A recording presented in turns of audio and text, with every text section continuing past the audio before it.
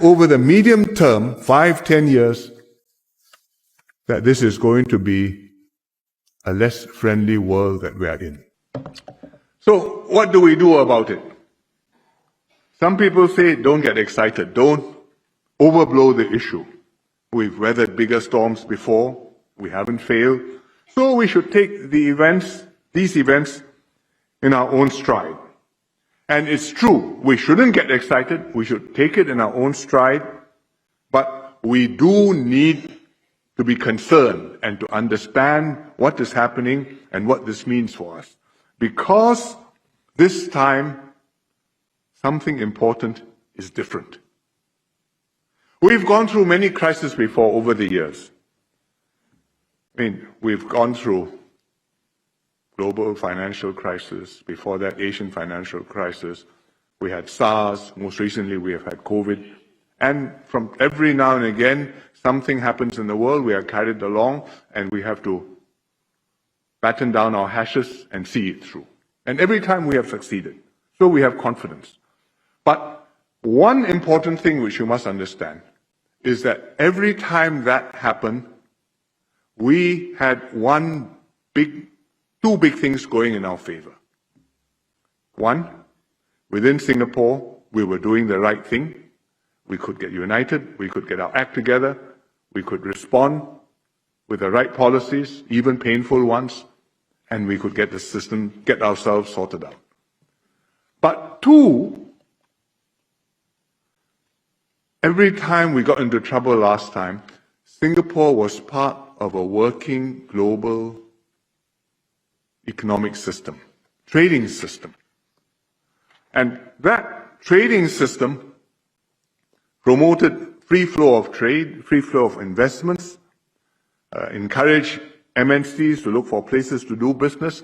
We were efficient, we were doing well, we came out from trouble, we plugged back in, we could resume growing, resume developing, resume succeeding. So every time you run into trouble, you come out, you plug in, you grow again. Next time trouble, you come out, the system is still there. It's a global financial system, the WTO system. And that was what helped us. What was it about that system which helped us? It gave countries, big and small, a level playing field. So whether you're a big country or a small country, under the WTO system, the rules are the same. Your access is the same. What do I mean? Let's say between countries, we trade, right? Sometimes you have tariffs, sometimes you have other restrictions. You're allowed to do that. But you may not discriminate between your partners, big ones and small ones. So, let's say take an example. If the EU raises tariffs on cars from Japan, you want to protect European cars, you raise tariffs on, let's say, Nissan or Toyota, then you must charge the same tariff on cars from every other country. Chinese cars, Korean cars, Indian cars, American cars. You have to treat them the same. If Singapore had cars to export, Singapore would also be charged the same tariff. On the other hand, if you give a concession to a country, for example, if Australia says, I will allow rice from India to be sold duty-free, then they have to do the same for rice from all other countries. Japanese rice, Chinese rice, Vietnamese rice, American rice. Everybody has to come in also duty-free. It has to be a level playing field. You can protect yourself, but you can't discriminate between your partners. And that is called MFN, most favored nation. It sounds, if you're MFN, that you got some special favor. Most favored, right? But actually, most favored just means equal favor, means you don't get more than anybody else, and you don't get less than anybody else. And it's a level playing field for countries big and small. But what it means is that for small countries who have very little bargaining power, because the rules are like that, so we enjoy the same market access which big countries enjoy. And we benefit from the bargaining power of bigger countries. And therefore, we can get access, and therefore we can get investments, and therefore we can get jobs. So, MFN is critical to Singapore. What is different this time is that the US doesn't want MFN. They want to dismantle the system.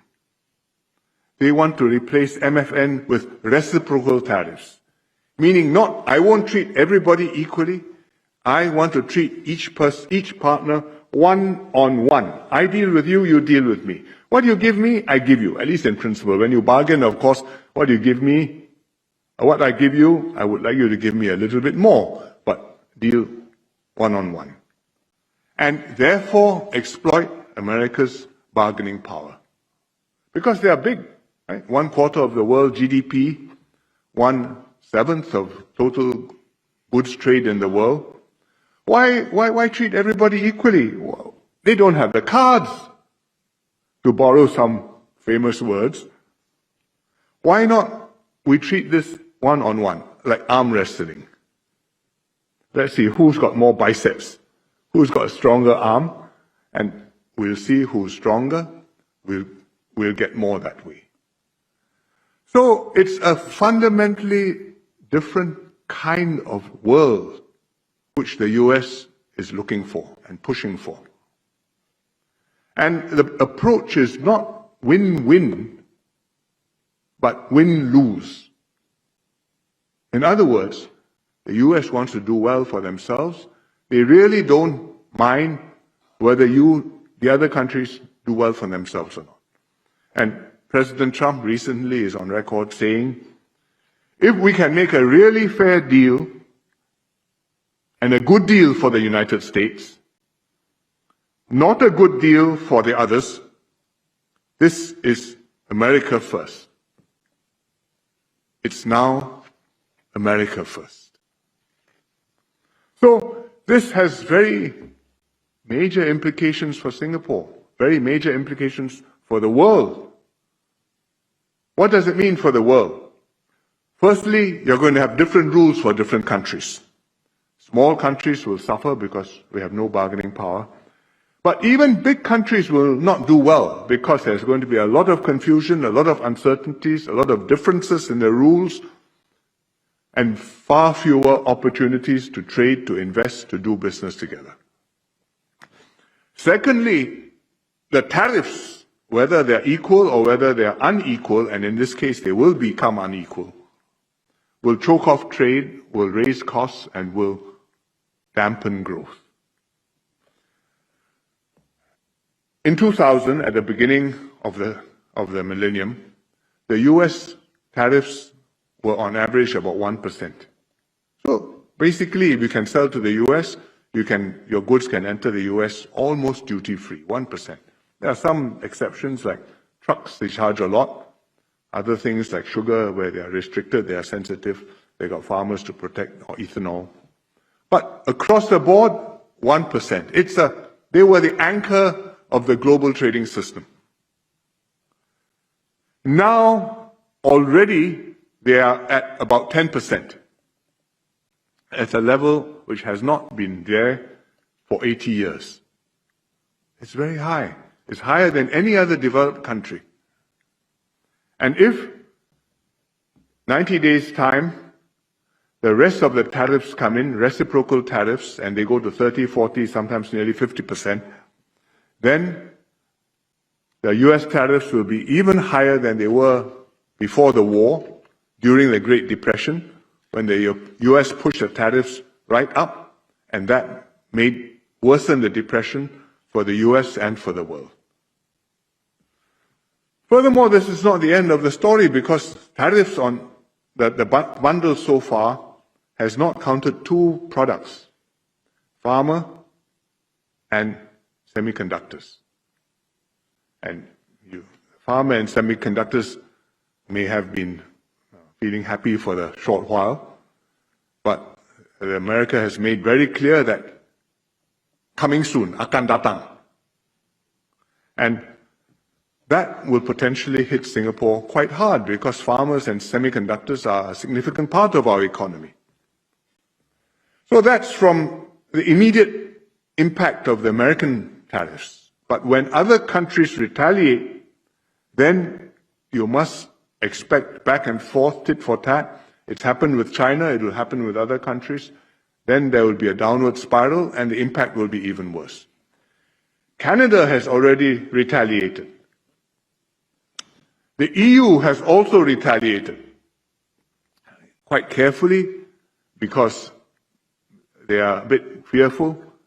They've done Harley-Davidsons, because that's one of the iconic American products, and built, I think, somewhere in Georgia, I'm not sure, in the southeast where it's Trump country, but they haven't put high tariffs on whiskey, bourbon. Why? Because the Americans say, you do bourbon, I'm going to hit French wine, German wine, champagne. So both sides have held off for now, they can drink to that. But that's a small item. As the quarrel goes on, it will go bigger and the impact will be worse. And the Chinese side has gone right to the end. And with other countries, you can head in that direction too. And that will do a lot of harm. Fourthly, when you have tariffs and we say, well, that's going to dampen growth and things are going to slow down and there'll be fewer upsides, it's not just dampening growth. It's going to be very disruptive. If dampened growth means volumes go down, right? Profits go down. Maybe bonuses go down. Overtime is less. Okay, well, I tightened my belts, I still got my job. Most of us. And maybe over time, I can go and find another job. But if the supply chain is disrupted, if you get hit with 100% tariffs, companies in China are making Christmas trees for America for Christmas. 150% tariff, Christmas is not going to come. If you got such a tariff on pharmaceuticals or semiconductors in Singapore, are we going to have Christmas or not? So what it means is that industries can be disrupted, business can be totally turned upside down, you may have the whole business model suddenly disappear, not just not hiring more people, but you may find yourself all of a sudden with a lot of surplus workers wondering how to look after them. And that can very quickly lead to recession in the US itself, and impact elsewhere too. So this is going to be a burden on businesses, on consumers, on the global economy. Fifthly, with all these new tariffs, this is something which is going to last a very long time. It's not going to go away soon. Because once you put in a tariff, once you protect your market, it's very difficult to take it away. People get used to it. Some company may invest. You put in a tariff, you say, come and invest in America. So I invest in America. It's really not competitive. You want to build Christmas trees in the US, it's very expensive. Where to find workers? But after you have got the tariff and after the Christmas tree factory has come up, then you want to undo it. The factory says, I'm going to die, please help me. So you can't undo it anymore. It is there, it's a reality. And furthermore, if you undo it, then the party in opposition will say, but you see, the Chinese have their tariffs still on. Why am I disarming myself? You have to negotiate with them. Further long process. To go from where the Americans were before the war, when they had high tariffs, to where they were by 2000, when the tariffs were 1%, nearly zero, that was a nearly 80-year business process, gradually bringing things down. So now if the tariffs go up, they stay up for a while. If you want to bring them back down, I think that's going to be a long process. It's not going to disappear. So that's going to be a long problem.